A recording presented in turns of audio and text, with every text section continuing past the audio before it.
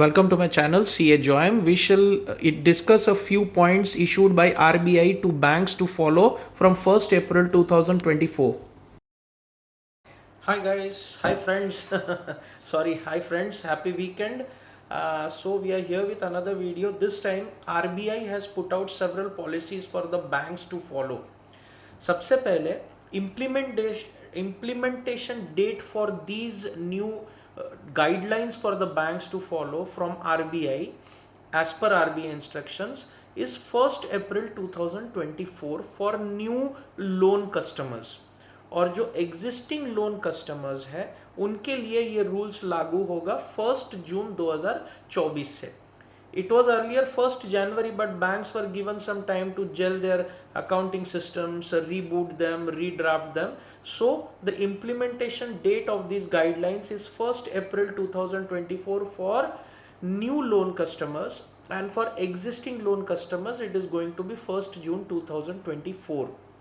सबसे पहले तो the breaking news is that the provisioning norms for all project loans, commercial real estate loans, infrastructure loans like civil, roads, infrastructure projects like bridges, flyovers, road contracts, bitumen supplies.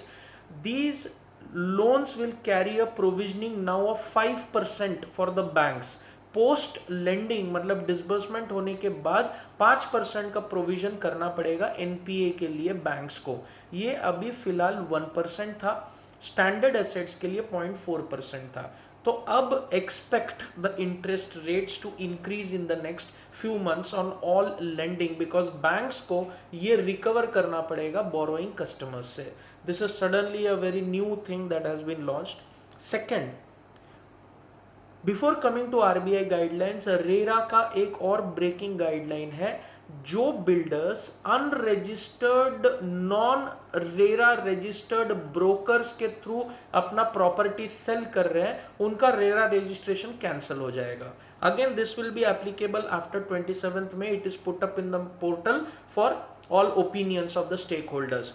तो अगर कोई broker real estate में RERA में registered नहीं है वो RERA में registration ले लेनी. तो जो बिल्डर इनके थ्रू डील कर रहा है रेरा रजिस्टर्ड ब्रोकर्स, उनका बिल्डर का रेरा सर्टिफिकेट कैंसिल हो जाएगा. So this is a new proposal yesterday put out by RERA. Now coming back to RBI. अब पीनल चार्जेस और पीनल इंटरेस्ट दोनों बैंक चार्ज करता है डिफॉल्टर्स के लिए. सबसे पहला गाइडलाइन ये है कि जितना डिफॉल्ट अमाउंट है पीनल चार्जेस उतने पे ही कैलकुलेट होगा, और पीनल इंटरेस्ट ये चार्जेस पे लागू नहीं होगा. जो एग्जिस्टिंग लोन अमाउंट है प्लस नॉर्मल इंटरेस्ट फिर पीनल चार्जेस, और ये तीनों पे इंटरेस्ट कैलकुलेट होता है. और अगर आपने कोई बैंक का गाइडलाइन फॉलो नहीं किया, कोई ईएमआई लेट पेमेंट हो गया, bank stock statement, debtor statement working capital में सबमिट नहीं किया, तो banks additional penal interest charge करता है. तो ये चार्ज नहीं कर पाएगा पूरे अमाउंट पे, सिर्फ डिफॉल्ट अमाउंट पे चार्ज करेगा. और ये पीनल इंटरेस्ट पीनल चार्जेस पे लागू नहीं होगा. बैंक्स ये तरीके अपनाते हैं अपना प्रॉफिट इंक्रीज करने के लिए. This is no longer permitted now. दूसरा पॉलिसी गाइडलाइंस है, बहुत सारे बैंक्स, एनबीएफसीज, अगर कोई लोन पे हो जाता है, समझ लीजिए कोई महीने के 15 तारीख को, तो इंटरेस्ट पूरे महीने का लगाते हैं. तो ये अभी और परमिटेड नहीं है. जिस दिन पे हो गया तो इंटरेस्ट 15 दिन का ही लगेगा. That's all.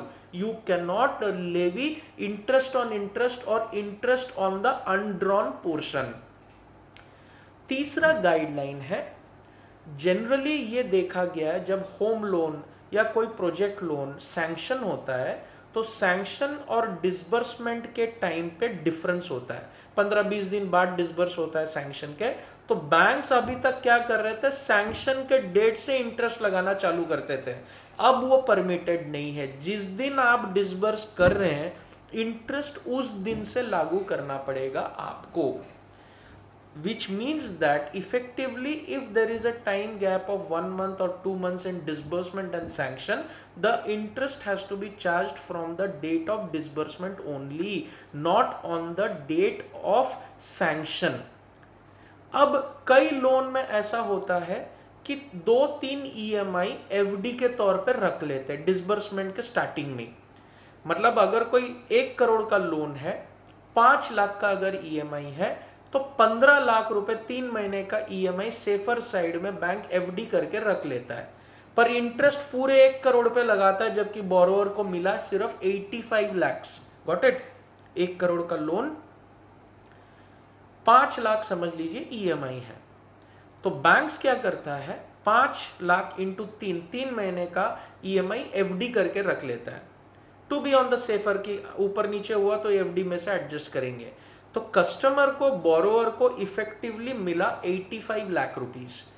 अब आरबीआई ने कहा है you can not charge interest on the entire 1 crore, क्योंकि कस्टमर को तो आज सिर्फ 85 लाख मिला है। So the new guideline says जितना ड्रॉ डाउन हुआ है उतने पे ही बैंक्स इंटरेस्ट लागू करेगा। This is the new guideline from RBI regarding. These guidelines are not applicable as of now to foreign currency borrowing, FDIs और रुपी और फॉरेन करेंसी एक्सपोर्ट क्रेडिट। तो ये गाइडलाइंस ध्यान में रखिए। एग्जिस्टिंग लोन के लिए ये गाइडलाइंस लागू है 1 जून 2024 से, और न्यू कस्टमर्स के लिए ये लागू है अप्रैल 1, 2024 से। We will be back with more such knowledgeable videos. Hope you are liking it. Please like and subscribe to the channel. We'll be back with more videos and have a happy weekend.